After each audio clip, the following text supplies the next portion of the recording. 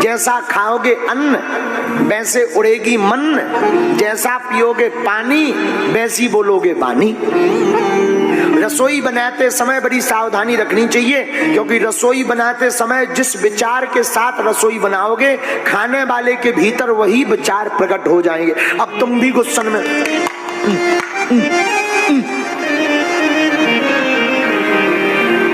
बेलन लिया, 12 बजे तो आती है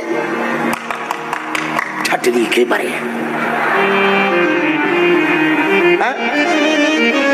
और थाली ली और ले जाकर के टेबल पर ले, खाने हो खाओ नहीं तो कड़ जाओ। अच्छा अब बताओ, जो वो रोटी पाएगा वो प्रेम के गीत गाएगा क्या? है? प्रेम के गीत थोड़ी गाएगा। अच्छा कई लोग ऐसे भी होते जिन्हें लड़ाई की बजाय चाहिए, कई लोग ऐसे भी होते। एक बार एक आदमी के जो भोजन बनाने वाला रसोइया था, उसने स्वाद फीका बनाया, बहुत नाराज हुआ। ऐसा बनाते हो, बनाना नहीं आता, सब बर्बाद कर दिया, ठीक ठाक नहीं बनाते हो। रसोइया ने कहा क्षमा करना, कल से ठीक बनाएंगे। कई लोग ऐसे होते हैं जो बिना वजह के लड़ते। अब दूसरे दिन रसोइया ने बढ़िया भोजन बनाया तो फिर डांटने लगा, जब तुम इतना बढ़िया बना के जानते तो कल क्यों नहीं बनाया? बताओ, कुछ लोग ऐसे भी होते। लेकिन धन्य है नागपुर की मुन्नी बाई, नागपुर की मुन्नी बाई का एक बार दिमाग खराब अपने पति हस्बैंड से। अच्छा हस्बैंड से हमें याद आई, एक बार एक पढ़े लिखे आदमी का विवाह अनपढ़ गवार से हुआ। पत्नी उसकी अनपढ़ और वो पढ़ा लिखा। पार्टी में जाना था तो पति ने समझाया कि सुनो, पार्टी में जाना है तो लोग पूछेंगे कि ये तुम्हारे साथ कौन है, तो तुम 2 शब्द सीख लो ताकि लोगों को लगे कि तुम अनपढ़ नहीं हो, पढ़ी लिखी हो। तो बोले तुमसे कोई पूछे तो तुम बस यही कहना कि ये हमारे हस्बैंड, मैं इनकी वाइफ। 3 दिन बेचारा पढ़ाता रहा पत्नी को। अब पत्नी थी अनपढ़ तो वो पढ़ती रही, ये मैं हमारे हस्बैंड, मैं इनकी वाइफ, ये हमारे हस्बैंड, मैं इनकी वाइफ। अब तो रोटी भी बनाए तो यही रटे, ये हमारे हस्बैंड, मैं इनकी वाइफ।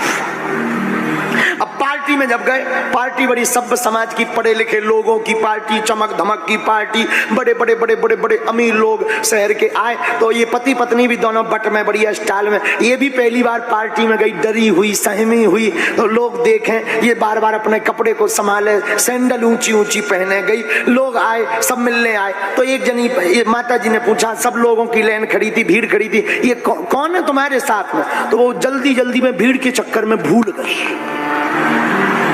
अब अगल बगल देख के वो खांस के बोली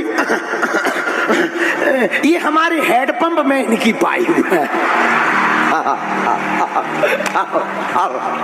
आओ आओ आओ। अब बेचारी भूल गई से भूल गई, उसको सीधा सीधा याद रहा ये हमारे हेडपंप है। बोलो सीताराम, सीताराम जोर से बोला। तो अगर क्रोध में तुम भोजन बनाओगे तो प्रेम के गीत थोड़ी गाएंगे। भोजन बनाते समय जितनी भी माताएं यहाँ बैठी हैं उनके लिए बोलो श्री सीताराम, उनके लिए एक बहुत बढ़िया उपाय है। जितनी भी माताएं यहाँ बैठी हैं, अगर तुम्हारे पति नाराज होते हैं बात बात पर, एक काम करना, सूत्र है आज का, एक बहुत बढ़िया उपाय है।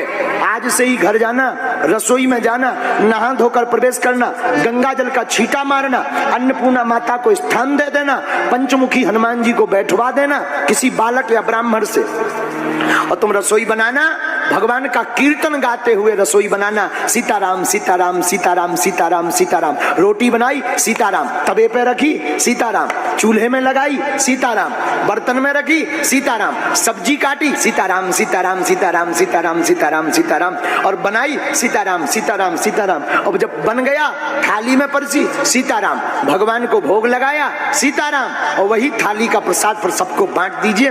बुद्धि भी ठीक रहेगी, घर भी ठीक रहेगा, और घर तुम्हारा मंदिर बन जाएगा। क्या बन जाएगा?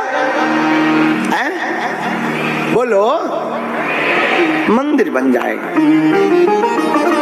तो माता पार्वती प्रार्थना करती है, महाराज मैं कुछ पूछना चाहती हूँ। देखो ऐसे गृहस्थ में सत्संग होता है, जिसकी पत्नी सभ्य हो, समझदार हो ना, उसके घर में सत्संग होता है।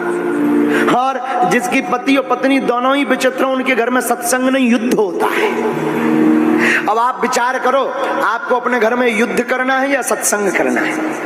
सत्संग करना है ना, तो रामायण की 5 चौपाइयां अपने बेटी से, अपने बेटा से रोज पढ़वाया करो और रामायण के आधार पर चला करो। रामचरितमानस ही तुम्हारे घर में सत्संग की धारा ला सकती है।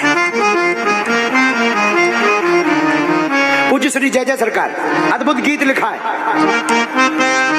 हाँ भैया, अरे रामचरितमानस की रचना तुलसी कृत रामायण है, करती है हम सबका प्यारी, पल भर में कल्याण है। हाँ हाँ हाँ, करती है हम सबका प्यारे, पल भर में कल्याण। रामचरितमानस की रचना हो